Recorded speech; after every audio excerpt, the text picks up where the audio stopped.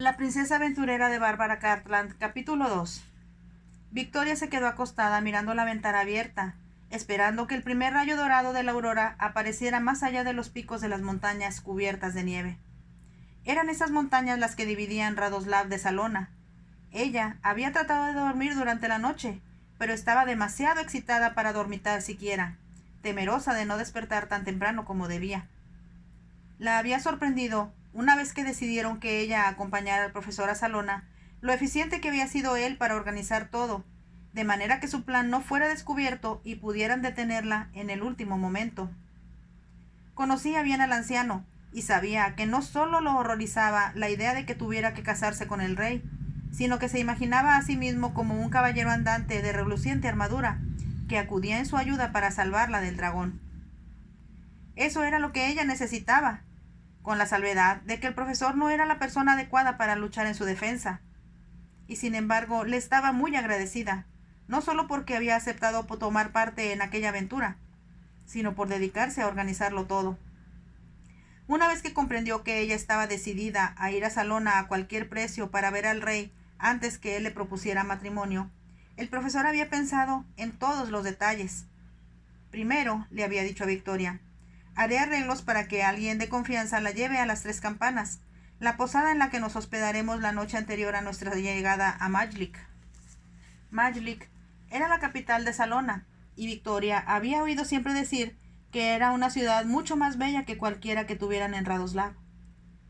Por el momento, al rey le interesaba más que sus posesiones, y escuchó que el profesor continuaba diciendo: Las Tres Campanas, que se encuentra situada en lo alto del paso que separa nuestro país de Salona, es un sitio muy conocido. Al mismo tiempo, es un lugar tranquilo, y nadie ahí pondrá en tela de duda que Su Alteza es miembro de mi cuarteto. Victoria comprendió que él estaba tratando de tranquilizarla. Me temo, Alteza, había agregado, que usted llegará un poco antes que yo, pero no creo que eso deba preocuparla, porque no es probable que haya ahí otros huéspedes a esa hora tan temprana de la mañana. Creo que es esencial que yo salga del palacio tan temprano como sea posible, reconoció Victoria. Debo irme en cuanto amanezca. Sí, lo entiendo, reconoció el profesor pensativo, y será más fácil si no lleva equipaje. Victoria comprendió que aquella era una idea muy sensata. Si los centinelas la veían salir con algún baúl o cualquier otra clase de equipaje, tal vez la detendrían e insistirían en abrirlo. Y sin embargo, si no la reconocían debido a la forma como iría vestida, podrían sospechar que era una ladrona que salía del palacio con algo que no le pertenecía. Entonces el profesor dijo algo que la hizo reír. Suba el estuche de su chelo a su dormitorio, Su Alteza. Como todos saben que le gusta mucho la música, nadie se sorprenderá. Llénelo con las cosas que vaya a necesitar, y yo le pediré a Simonida que guarde en uno de sus baúles las cosas de usted. Fue una idea que a Victoria nunca se le había ocurrido, y batió las palmas exclamando: Profesor, es usted un genio. Dígame qué más tengo que hacer para no cometer errores. Pienso, Su Alteza, que aun con el vestido más sencillo, atraería la atención si estuviera viajando sola, o conmigo. Me estaba preguntando si por casualidad posee un traje típico de campesina. Victoria había lanzado un grito de alegría. Por supuesto que lo tengo. ¿No recuerda el año pasado cuando dimos una función para papá el día de su cumpleaños? Todos íbamos vestidos con trajes típicos de Radoslav, cuando cantamos y tocamos nuestras canciones folclóricas. Lo había olvidado, exclamó el profesor. En ese caso sugiero, Alteza, que se ponga ese vestido, aunque estoy seguro que cualquiera persona que la vea pensará que es demasiado bella para ser una campesina. Cuando Victoria encontró el traje colgado en un guardarropa que se usaba muy poco, pensó en lo sensato que había sido el profesor. Radoslav, como la mayor parte de los países de los Balcanes, tenía un traje típico nacional, que no solo era en extremo favorecedor, sino mucho más elaborado que los trajes típicos de otros países cercanos. La falda era verde, en lugar del rojo acostumbrado, y el delantal tradicional iba bordado en toda la orilla con una variedad de brillantes colores que mantenían bordando a las muchachas de Radoslav muchas noches antes de un festival. Sus blusas blancas estaban también ricamente bordadas en la parte superior, y cuando los vientos helados descendían de las cumbres nevadas, usaban un chal con flecos sobre los hombros. En ocasiones ordinarias, las muchachas llevaban tocados adornados con cintas de colores, pero para las fiestas agregaban una muselina blanca que añadía un suave resplandor en la parte posterior de la cabeza. Victoria hizo la muselina a un lado, diciendo que era demasiado espectacular para lo que ella necesitaba. Encontró, sin embargo, un arreglo más elaborado de cintas y flores, y como pensó que podía serle de utilidad, lo puso junto al resto de su ropa en el interior del chelo. Aunque comprendió que el profesor había tenido una buena idea al sugerir que viajara como campesina, pensó en el concierto que tendría y que debería vestirse de manera convencional. Por lo tanto, había buscado en su guardarropa un traje adecuado. Por fin seleccionó uno que estaba confeccionado de una manera exquisita, pero no era ostentoso en forma alguna. Sin embargo, tenía la impresión de que, como la tela era de un tono suave de azul, acentuaría las luces rojizas de su cabello y la blancura de su piel, y sería imposible que los asistentes al concierto no se fijaran en ella.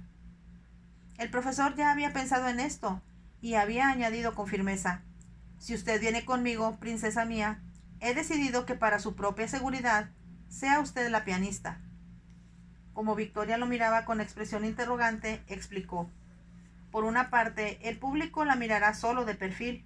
Por otra, yo tocaré el violín y me pondré frente a usted, de modo que quedará casi oculta detrás de mí». Victoria comprendió que aquello era muy sensato y pensó que también era muy adecuado que, en esta ocasión, el profesor fuera el violinista. Él se había hecho famoso con el violín y con ese instrumento había tocado como solista con todas las grandes orquestas de Europa. Solo desde que se había retirado y después de fundar su cuarteto, disfrutaba tanto del piano como del violín, arrancando de él melodías que parecían provenir de los propios ángeles. Ella estaba, desde luego, preparada para hacer cualquier cosa y tocar cualquier instrumento que el profesor sugiriera en tanto pudiera acompañarla a Salona, de modo que se limitó a preguntar: «¿Qué le va a decir a los otros miembros del cuarteto?». Los dos eran hombres y ella había tocado con ellos en varias ocasiones, la última vez en Navidad. El profesor se quedó pensativo un momento y luego dijo: «Siempre he pensado que la gente ve lo que espera ver. Lo último que Andrea y Clement esperarían ver sería a Su Alteza, la princesa Victorina, viajando con nosotros a Salona». Victoria esperó y el profesor continuó diciendo: «Les diré que usted es mi parienta. Añadiré que vive en una parte lejana del país y que por eso no la han visto antes, pero que, como es una intérprete magnífica de la música, la consideré la sustituta perfecta de Simonida. ¿Cree que aceptarán eso cuando me vean?». El profesor se había echado a reír. «¿Por qué iban a dudar de mí? Siempre les he dicho la verdad, hasta ahora que usted me hizo sucumbir a la tentación de hacer lo contrario».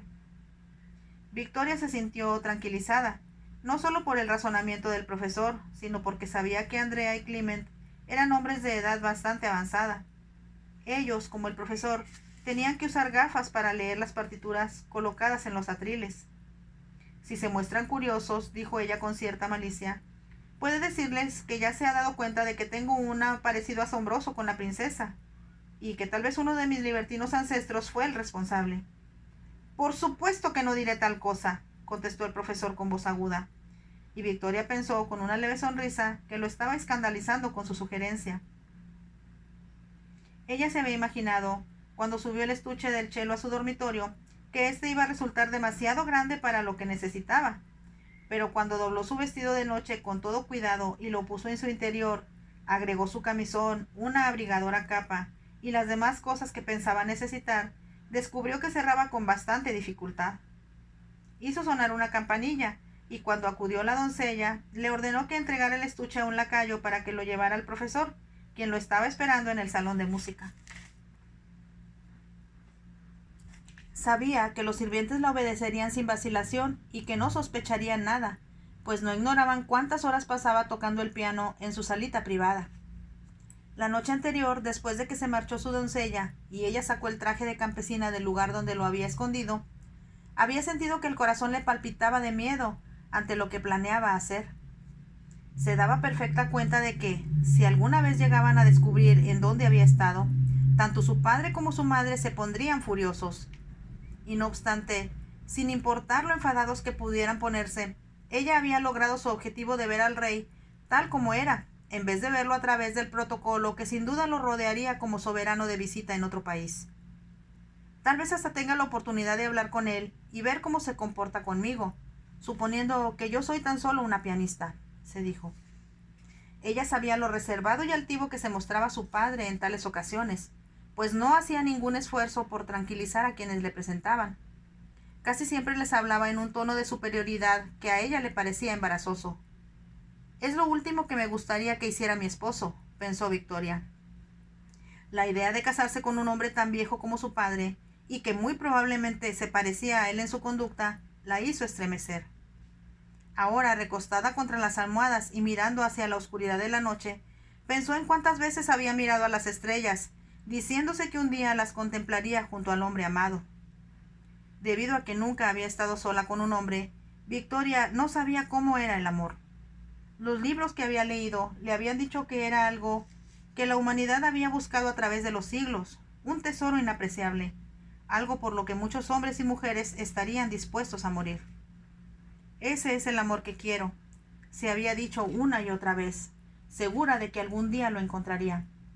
Pero como tenía que sacrificarse por el bien de su país, iba a casarse con un hombre que jamás le daría el amor con el que ella había soñado, aquel que hasta los campesinos alababan en sus canciones mientras trabajaban en los campos.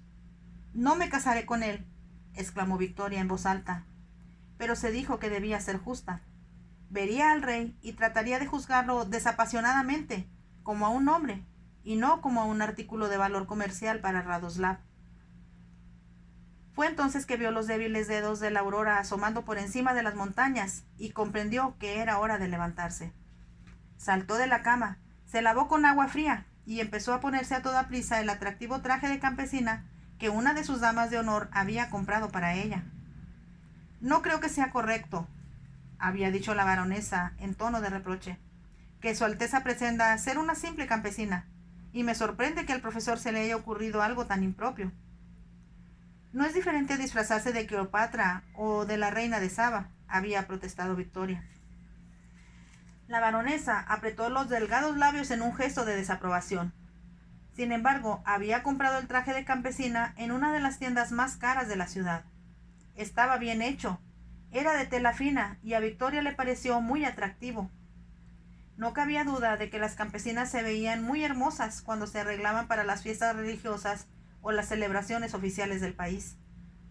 Pero, aun mientras trabajaban en los campos, con faldas descoloridas y parchadas, y con blusas blancas que habían sido lavadas muchas veces, poseían una belleza que no se encontraba en otros de los países de los Balcanes. Nadie se fijará en mí, se dijo Victoria, tratando de tranquilizarse, porque hay tantas muchachas bonitas aquí, que una más no llamará la atención. Pero cuando se miró en el espejo, le pareció que sus ojos llenaban casi todo su rostro, y que había en ellos una luz radiante.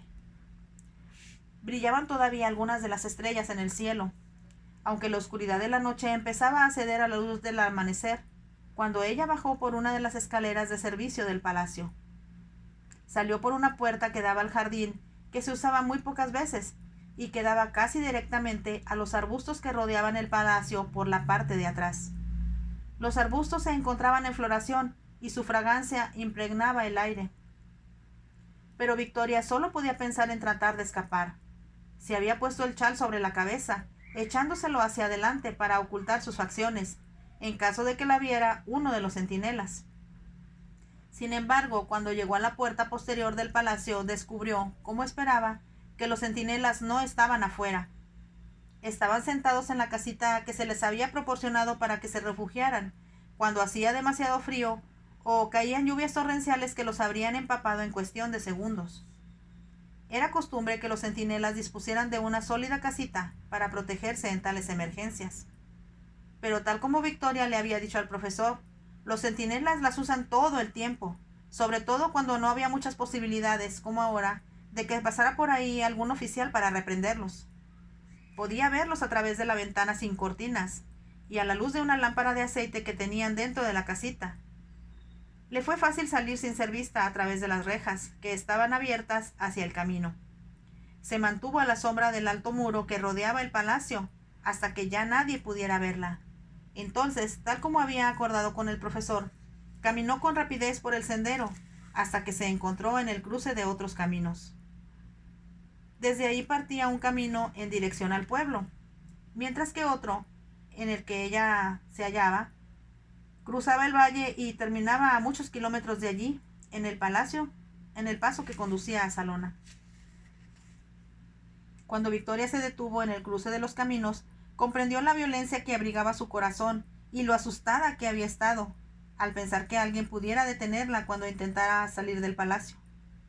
Le parecía increíble que todo hubiera sido tan fácil, y se dijo que el profesor tuvo mucha razón al decir que debía salir al amanecer, antes que los servidores del palacio iniciaran sus deberes. Victoria miró hacia el camino y advirtió que estaba desierto. Comprendió que le habría dado miedo que hubiera gente en los alrededores, porque podrían haberla mirado con curiosidad y tal vez la habrían reconocido. Esperó 5 minutos que le parecieron muy largos, antes de ver en la distancia, procedente del pueblo, una carreta tirada por 2 rápidos caballos. Supuso que debía ser el amigo del profesor, y se preguntó qué le habría dicho él acerca de la identidad de ella. Cuando aquellos se detuvieron, vio que los conducía un hombre de edad madura, cuyo cabello empezaba a blanquear en las sienes. Aunque iba mejor vestido que el campesino común, Victoria pensó que se trataba de uno de ellos. El hombre se inclinó a ayudar a Victoria a subir al carruaje, y ella se sentó en el duro pescante de madera junto a él. Después de darle los buenos días con un gruñido, él hizo partir de nuevo sus caballos. Ella miró hacia atrás y notó que había muchos paquetes en la carreta, un pequeño tonel de vino y otras cosas. Entonces comprendió que se trataba de uno de los hombres que transportaban cosas de un lugar a otro. Ella siempre había oído hablar de los acarreadores, que iban de un lugar a otro llevando pollos, huevos y otros productos de las granjas a los pueblos, donde a su vez compraban ropa, cintas y adornos para vender a la gente del campo que podía pagarlos. Solo al profesor, pensó Victoria, se le pudo haber ocurrido pensar en algo tan astuto para contratar al acarreador del pueblo para que la llevara de allí. Un carruaje cerrado u otro vehículo más o menos elegante habrían provocado la curiosidad de quienes lo hubieran visto pasar. Los acarreadores eran vistos con tanta naturalidad que nadie les prestaba atención alguna. Si sus padres mandaban investigar y hacer preguntas por si alguien la había visto salir del palacio, nadie sospecharía ni por un momento que lo había hecho subida en el vehículo de un acarreador. Había escrito una carta a su padre la noche anterior, explicándole que estaba tan perturbado por lo que él le había dicho que necesitaba ausentarse por un par de días para pensar.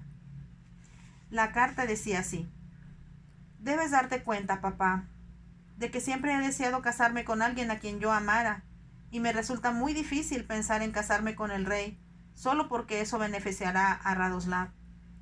Sé que es mi deber hacerlo, dada mi posición.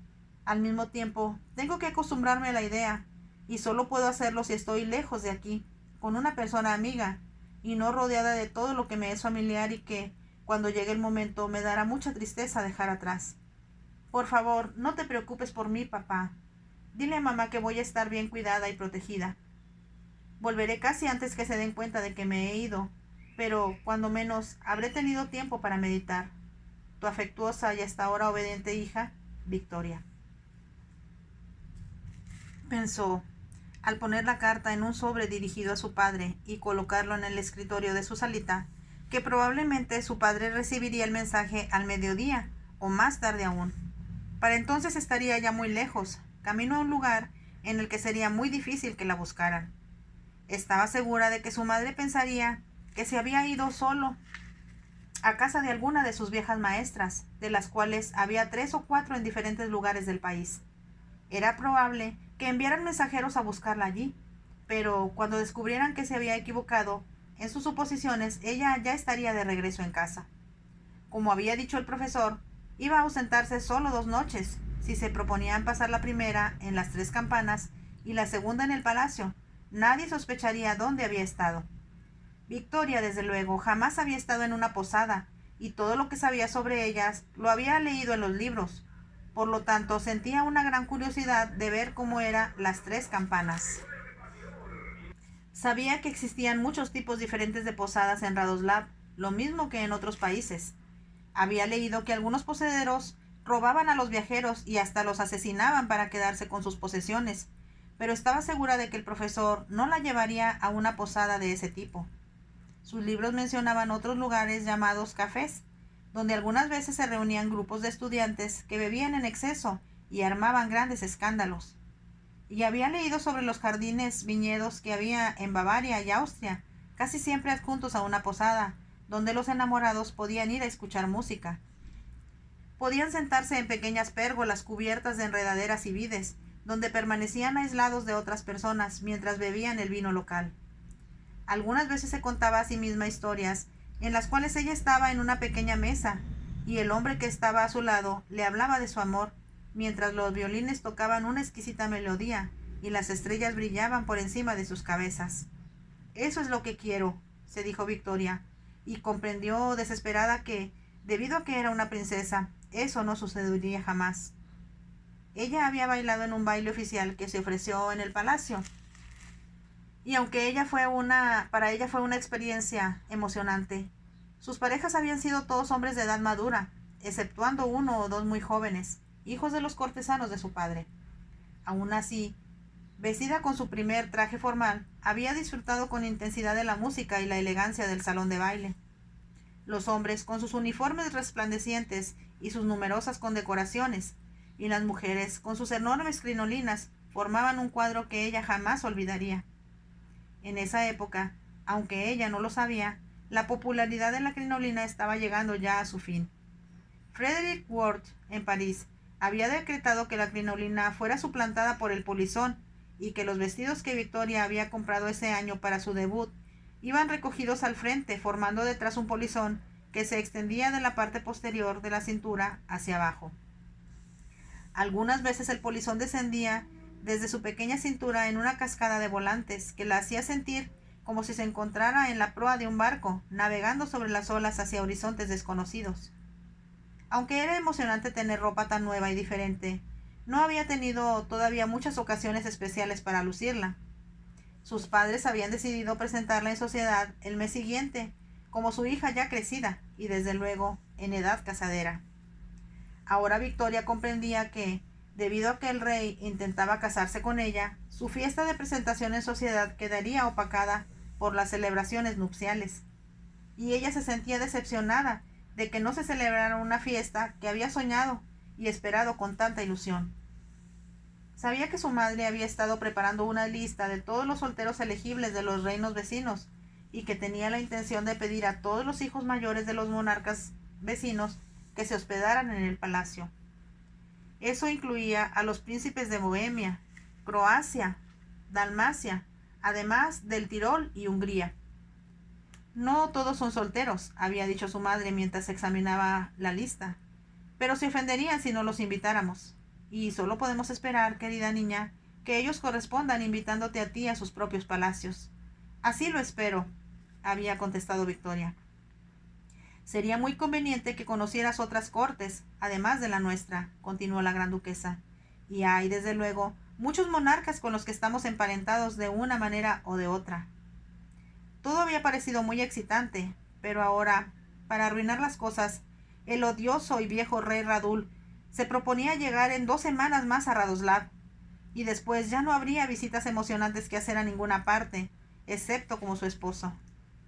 Lo odio, se dijo Victoria con desesperación, y se sintió horrorizada ante la violencia de sus propios sentimientos. Para distraerse, trató de hablar con el acarreador sobre la región por la que iban pasando. Pero él era un hombre reservado y silencioso, tal vez porque estaba acostumbrado a estar solo y no sabía conversar. De cualquier modo, mostró muy poco interés en lo que Victoria le decía. Ella, por lo tanto, guardó silencio y se dedicó a contemplar el exuberante y hermoso paisaje frente al cual iban pasando, de ríos plateados y llanuras cubiertas con las flores alpinas de brillantes colores. Gran parte del valle estaba cultivado y había campos de vides y de maíz verde todavía, pero que no tardaría en ponerse dorado. Al mediodía se detuvieron y el acarreador sacó un paquete que, según dijo, el profesor había preparado para ella. Victoria bajó de la carreta para sentarse en el pasto que carecía a un lado del camino. Abrió el paquete y encontró 2 bollos frescos y rellenos con rebanadas de jamón y queso, así como deliciosos pastelillos de chocolate que Simonida preparaba con esmero, porque le encantaban al profesor. Había una pequeña botella con limonada, y ella se preguntó si debía compartir su almuerzo con el acarreador, pero cuando se lo sugirió, él movió la cabeza de un lado al otro, y se alejó para sentarse a fumar una pipa y contemplar un pequeño arroyo, como si estuviera mirando a los peces que nadaban en las poco profundas aguas.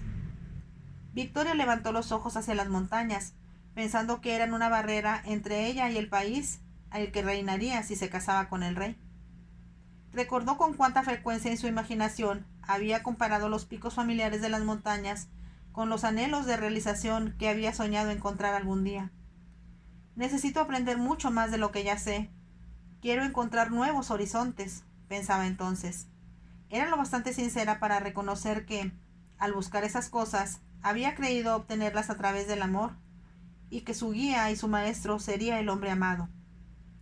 Pero ahora todo aquello sería imposible, y todo cuanto había anhelado quedaría fuera de su alcance. Tan pronto como ella terminó de comer, el acarreador sacudió su pipa tallada en el tronco de un árbol y subió de nuevo al pescante de la carreta. Como Victoria comprendió que estaba ansioso de volver a ponerse en camino, se reunió con él a toda prisa, diciéndole: «Gracias por permitirme descansar un rato. Solo quisiera que hubiera compartido el almuerzo conmigo». «Yo como por la noche», contestó él con voz gruñona. «¿Come solo?», preguntó Victoria. «Con mi esposa. Es muy buena cocinera». Por primera vez había un tono de satisfacción en su voz, que a Victoria le pareció muy conmovedora. Mientras continuaban adelante, vieron hombres y mujeres trabajando en los campos, y ella se preguntó cuántos de ellos volvían ansiosos por la noche para encontrarse con su esposo o su esposa. ¿Cuántos habían encontrado el amor que ella buscaba y que era la única felicidad real que existía? Lo mismo si era un rico o pobre, importante o desconocido. Victoria se dijo entonces que sus pensamientos eran ridículos. La gente común de Radoslav, como sucedía en muchos otros países, se casaban casi siempre por un arreglo familiar, por medio del cual, si una muchacha tenía una buena dote, podía seleccionar por esposo a un hombre de buena posición, a diferencia de una chica pobre.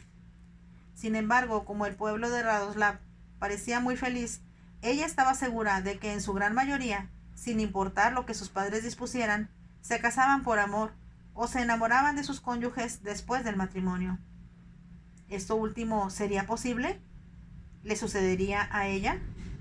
Estaba tan concentrada en sus pensamientos que se sorprendió cuando, avanzada la tarde, los caballos empezaron a ascender, dándose cuenta de que había llegado al pie de las montañas. Ella había oído decir muchas veces que el paso de Radoslav a Salona era muy espectacular, y ahora, al verlo por primera vez, comprobó que era verdad. Sin duda alguna, debido a algún terremoto que había tenido lugar millones de años antes, existía una profunda separación entre las montañas, a través de la cual uno podía pasar del valle de Radoslav hacia la enorme y fértil planicie de Salona. En las laderas de las montañas había espesos bosques y desde luego cascadas que se volcaban sobre los ríos que fertilizaban la planicie. Era un espectáculo hermoso, más aún de lo que Victoria esperaba.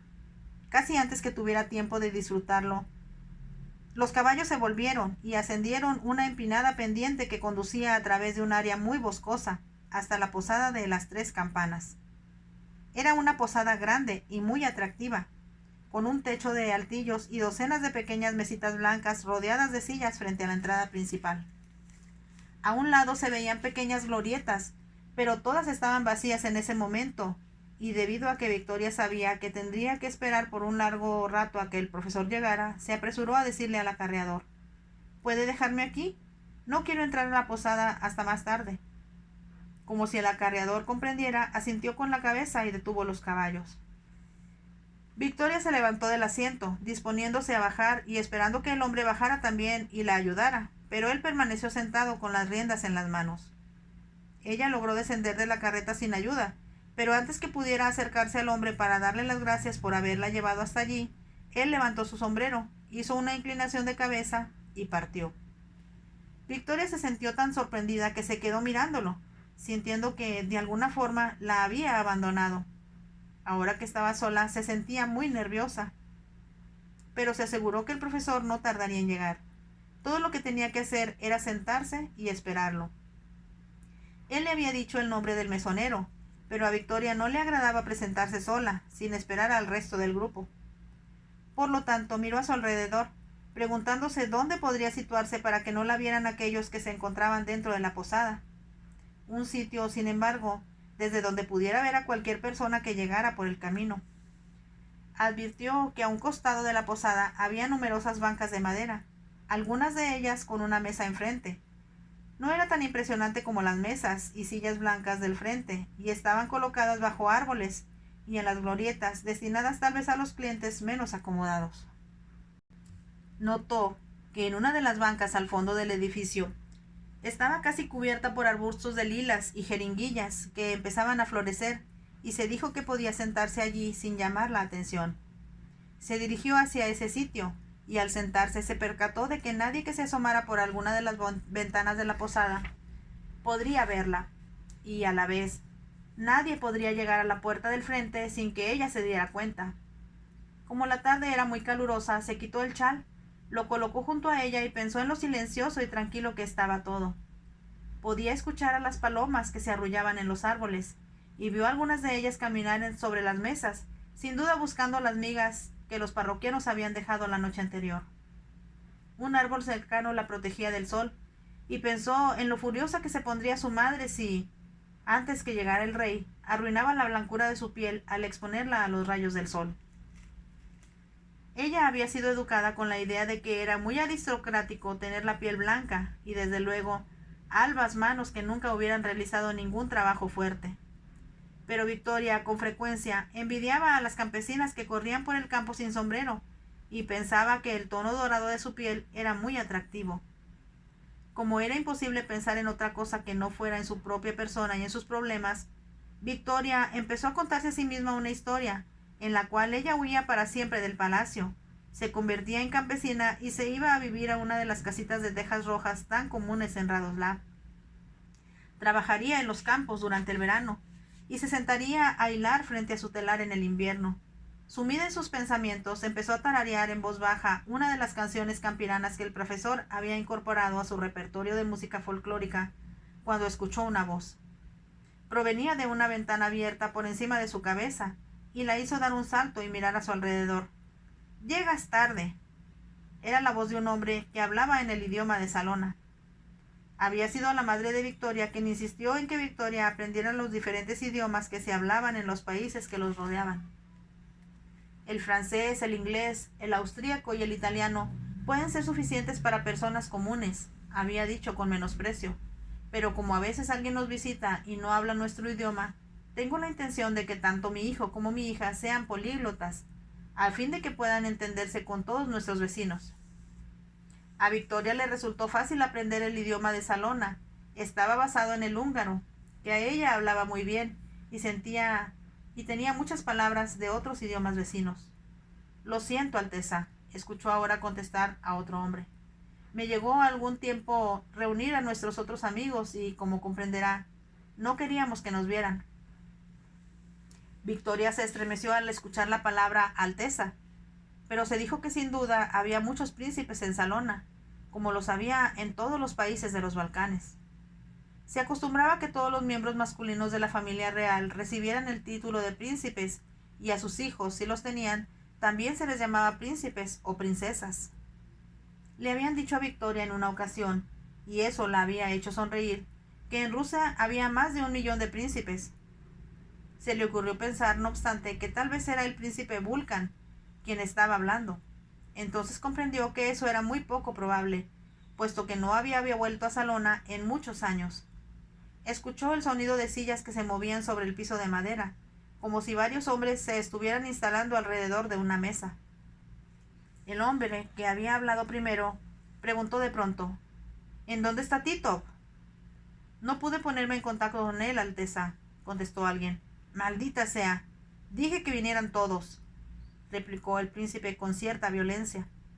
Se hizo un breve silencio antes que añadiera: «No importa. Veré a Titov esta noche o mañana, y le diré que vamos a reunirnos en el viejo monasterio». Lo siento mucho, murmuró el hombre que había hablado antes en tono de disculpa. El resto de nosotros estamos aquí, continuó diciendo el príncipe, y debemos consolidar nuestros planes. He oído decir que el rey piensa casarse otra vez y debemos prevenir a Tito a toda costa. Victoria mantuvo el aliento y se quedó sentada escuchando. Hubo un murmullo de asentimiento y el príncipe añadió: cuanto más pronto ataquemos, será mejor. Yo, desde luego, me encargaré del rey. Tú, Luca, tú te harás cargo del ejército. No va a ser difícil, porque hay varios regimientos que están fuera, en maniobras. Hay ya muchos descontentos entre los oficiales, contestó Luca. Me he puesto en contacto con 12 de ellos, cuando menos, que apoyarán sin titubeos a su Alteza. Magnífico. Eso es lo que yo quiero oír. Confío en ti, Franz, para que te hagas cargo de la policía. ¿No vas a encontrar dificultades ahí? Espero que no, contestó el hombre llamado Franz. Sin embargo, Alteza, los miembros más antiguos de la fuerza policíaca han sido siempre leales al trono, por tradición. Ya me doy cuenta de ello, contestó el príncipe con voz aguda. Mata sin piedad a cuanta persona se te oponga. Solo atacando antes que se den cuenta de lo que está sucediendo, podremos triunfar sin mucha oposición. Sí, desde luego, Alteza, contestó Franz con humildad. Confío en ti, Sigbo, dijo el príncipe, para que distribuyas a tus hombres de forma tan astuta que impidas la menor oposición en el mercado. La conducta de las masas es muy caprichosa, y supongo que algunos querrán apoyar al rey, aunque solo Dios sabe por qué. Se escucharon algunas risas desagradables ante este comentario, y el príncipe agregó: he tratado de pensar en todo. Cada uno de nosotros debe tener suficiente número de hombres a su disposición. A todos debemos decirles que maten ante la menor señal de resistencia, para asegurarse de que las cosas terminen pronto, y también que la gente despierte por la mañana para enterarse de que soy el nuevo rey de Salona, y que no hay nada que puedan hacer al respecto. Eso es lo que todos esperamos, Alteza. Entonces tomemos una copa, y quiero que estudien bien sus mapas y que cada uno de nosotros trate de mejorar sus planes en lo posible. ¿Me permite servirle el vino, Alteza?, preguntó Luca. Por supuesto, contestó el príncipe. Se escuchó el ruido de las copas al chocar entre sí. Alguien, probablemente Franz, exclamó: brindemos, caballeros, por el rey Boris, que reine por mucho tiempo. Victoria contuvo la respiración. Ahora sabía quién había estado hablando y recordó haber oído mencionar a su padre que había un pretendiente al trono. Por si fuera poco, una de las doncellas de Victoria le había dicho 2 días antes algo muy significativo. Victoria había tenido buen cuidado, por supuesto, de no decir nada sobre el rey, pero la doncella había estado hablando de la próxima visita de su majestad a Radoslav, noticia que ya conocía el parlamento. ¿Tú conoces a su majestad?, había preguntado Victoria. La doncella movió la cabeza de un lado a otro. No, Alteza, pero últimamente he oído decir muchas cosas acerca del príncipe Boris. ¿Quién es él? Es un primo de su majestad, Alteza, y es un hombre muy malo. La doncella advirtió que Victoria estaba interesada y continuó diciendo: una de mis hermanas está trabajando en la casa de nuestro embajador en Salona. ¡Qué interesante debe ser para ella!, había exclamado Victoria. ¿Qué te ha contado sobre el príncipe Boris? Ella lo ha visto, y las otras cosas que me ha dicho no puedo repetirlas a su Alteza, pero mi hermana cree que es un hombre decidido a causar dificultades. Oyó a su excelencia decir que es una amenaza para la paz de Salona y que está seguro de que quiere apoderarse del trono. Victoria comprendió que esta era otra razón para que el rey quisiera un hijo, y se preguntó qué cosas terribles habría hecho el príncipe Boris que su doncella no se atrevía a repetir. Pero consideró que era indigno de su posición hacer demasiadas preguntas. Ahora, comprendiendo la importancia de lo que había oído, se dio cuenta de que debía hacerse algo para detener a aquel hombre. Y mientras escuchaba cómo los hombres de arriba brindaban y entrechocaban las copas, se dio cuenta de pronto de lo peligroso que era su propia posición. Si se percataban que ella los había escuchado y sospechaban, siquiera por un momento, que ella había estado espiándolo sin querer, la matarían sin lugar a dudas. Empezó a temblar y decidió que debía ocultarse, cuando menos hasta que llegara el profesor. Se levantó de la banca donde había estado sentada y, moviéndose de puntillas, salió entre las lilas y jeringuillas para dar vuelta a la posada. Vio que había otra ventana, también abierta, que pertenecía a la misma habitación donde estaban reunidos los conspiradores. Pasó con cautela bajo la ventana y avanzó hacia un jardín lleno de flores al fondo de la posada. Era un jardín silvestre, aunque con algunas flores, y éstas formaban brillantes parches de color contra los árboles del bosque que había más allá del jardín. Debido a que estaba tan asustada, Victoria se dijo que lo único sensato que podía hacer era esconderse en el bosque hasta que estuviera segura de que había llegado el profesor. Entonces se reuniría con él. Por un momento casi no pudo creer lo que había oído, que no fuera producto de su imaginación. Pero la verdad era que el príncipe Boris estaba planeando un golpe de estado para apoderarse del trono y de todo el país. Por pura casualidad, ella se había enterado de que sus planes a través de una ventana abierta, y era evidente que él suponía que, en la quietud del aislamiento de la posada, no corría ningún riesgo de ser escuchado. Si me descubren me matarán, pensó Victoria. A toda prisa cruzó el jardín lleno de flores y salió al bosque por una pequeña puerta de madera. Solo cuando llegó a la protección de los árboles sintió que los violentos latidos de su corazón se calmaban, aunque tenía aún la boca seca. ¿Cómo es posible que yo haya escuchado algo tan aterrador, tan espantoso?, se preguntó. Caminó por un sendero entre los árboles y de súbito reparó en un sitio impresionante. Daba a la planicie que ella había visto desde el desfiladero, y desde ese punto los árboles descendían por la empinada ladera, que era casi como un acantilado, hacia un río que alimentaba las cascadas de las montañas. Se le ocurrió pensar, con un sentimiento de horror, que aquel habría sido el lugar ideal para disponer del cadáver de la víctima de un asesinato, y se retiró a toda prisa de allí. Caminó un poco más adelante por el sendero, pues estaba segura de que debía conducir a algo que los lejanos picos cubiertos de nieve. El sol se hallaba todavía muy alto, y hacía mucho calor. Además, estaba tan asustada que comprendió que no podía seguir adelante. Descubrió un árbol caído a un lado del camino, cuyas raíces asomaban grotescamente de la tierra, que ofrecía un lugar cómodo para sentarse.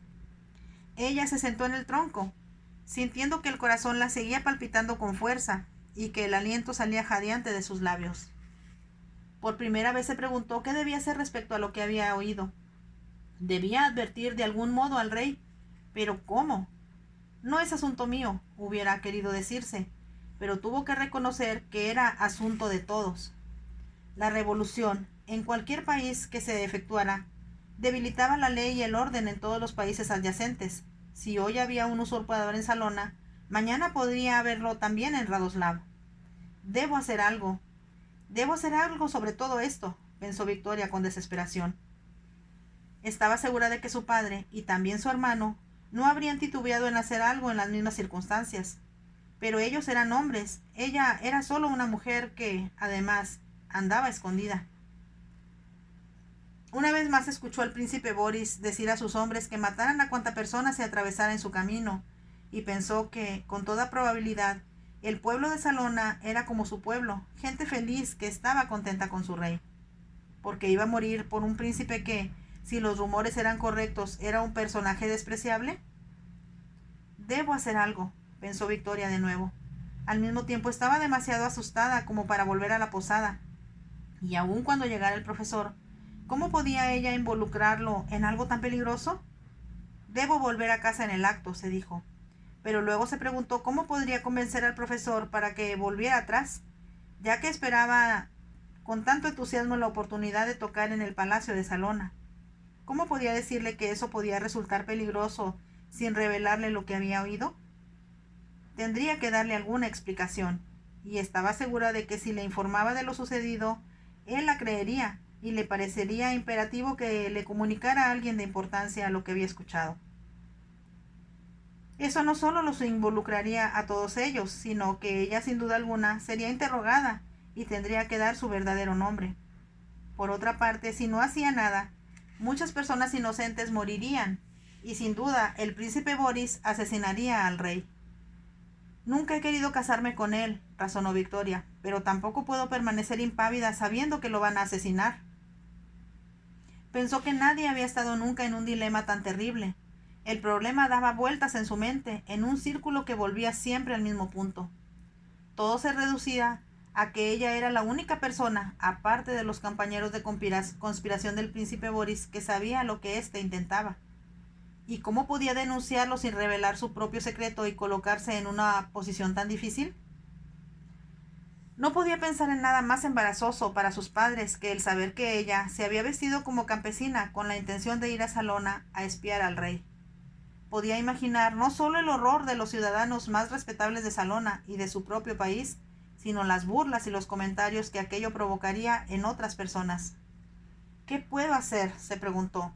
Entonces oyó el sonido de pisadas de caballo que se acercaban y pensó, aterrorizada, que debían ser el príncipe Boris y sus amigos.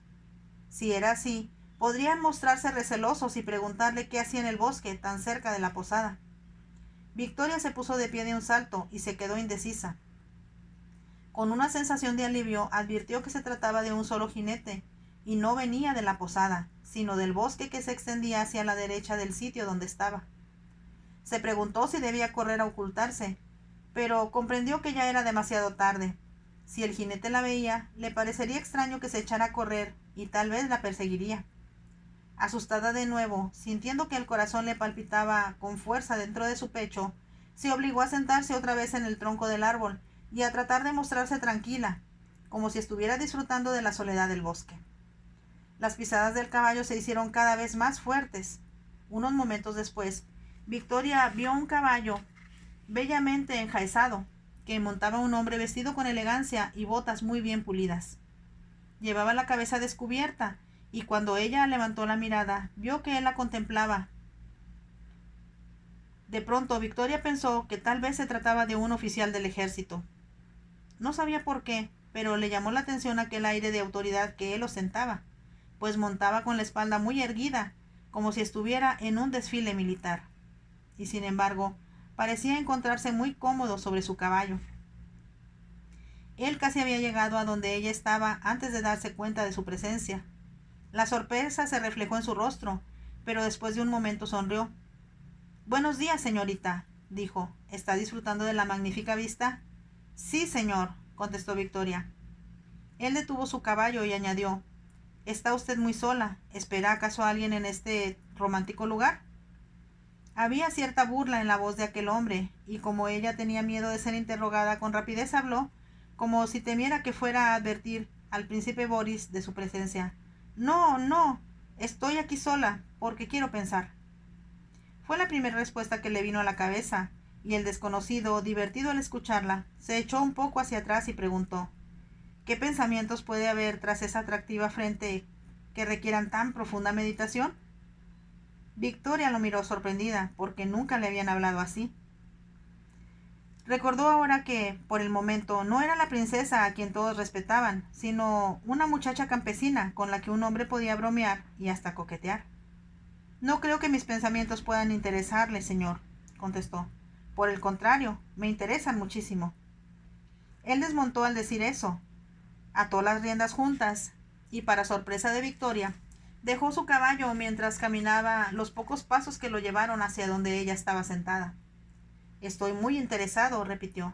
«Así que me permite sentarme y preguntarle de nuevo en qué está pensando, aunque tal vez sus ojos son más elocuentes que sus labios». Victoria contuvo la respiración. Ella no sabía que los hombres pudieran hablar de ese modo a las mujeres, y no eran solo sus palabras las que hacían sentirse tímida, sino la forma como la estaba mirando.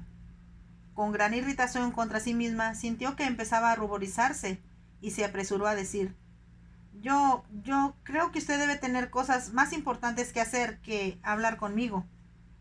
«No puedo imaginarme nada más importante», contestó el hombre y se sentó junto a ella.